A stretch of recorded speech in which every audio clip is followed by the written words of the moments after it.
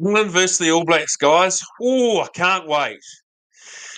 So, how can and will England beat the All Blacks in the coming weeks? Not really what I want to be saying as a diehard All Blacks supporter, but yeah, I think this is pretty realistic. For starters, guys, Steve Borthwick, look, he is a smart, really well drilled coach, isn't he? England didn't have a great year last year, but they were really close to winning that semi final against the Springboks. They are a quality side. And particularly that game against Japan last night. Look, they thumped them, didn't they, guys? And look at the highlights, like a big dominant forward pack for the English. Combine that with Marcus Smith and some of their outside backs.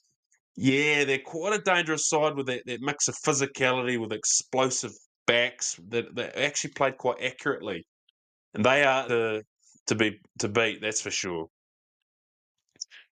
Particularly what concerns me though is the England forwards. And look, I'll just throw out a likely back three maybe for England and the All Blacks. So on paper, you look at England. Sam Underhill, Ben Earls, and Tom Curry matching up against the All Blacks, Ardie Savea, Dalton Papa Ali'i, and Hoskins Sotutu. Now, from a New Zealand perspective, the only one out of those back three that I'd have absolute confidence that could match up to the forwards of the English side would be Ardie Savea. I just question, and that's not just the All Blacks three. It's a number of the forwards in the All Blacks. I really question whether or not they can match the physicality of the English side. Furthermore, though, it's that the English, how good they are at the breakdown. Again, other than Ardie Savea, I just question whether or not the All Blacks can match the English side at that breakdown. And guys, recently I've watched quite a few of the replays in the last 5, 6, 8 years, All Blacks versus England tests. They have a couple of things in common, really. They're always brutally physical. The England team, the All Blacks always try and spin it wide and try these slick plays, but they're just physical and they're always at you. They're always trying to suffocate the All Blacks. And then the English side kick well, they kick their penalties well, and they just suffocate the All Blacks, but they're very good at it, aren't they? And yeah, I think they're well capable of doing that again and beating the All Blacks in that first test at Dunedin.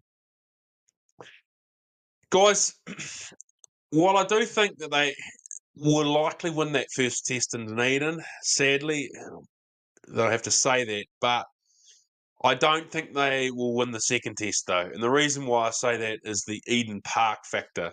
Guys, the All Blacks haven't lost at Eden Park since 1994. So by the time they're playing there, that's 30 years ago. That is just ridiculous. Now, I don't care how confident the England side can go into that test, saying, yeah, it's only another piece of dirt, we can knock them over. I think there's two elements to Eden Park. There's got to be some sort of spirituality or something there, isn't it, for 30 years? And B, there's going to be at least naturally a couple of that England side that get it in the back of the head. Cool. The All Blacks haven't lost here for 30 years. This is going to take a hell of a task. And psychologically, the All Blacks are at a huge advantage then, aren't they? So, anyway, first test to England, second test to the All Blacks. It's not what I'd like to be predicting. Guys, it's going to be a brilliant series, though, isn't it? Guys, let me know your thoughts on my predictions here. But yeah, this is one hell of a test series here. I think this is going to be really close. It's going to be brutal physically. Yeah. Cheers, guys.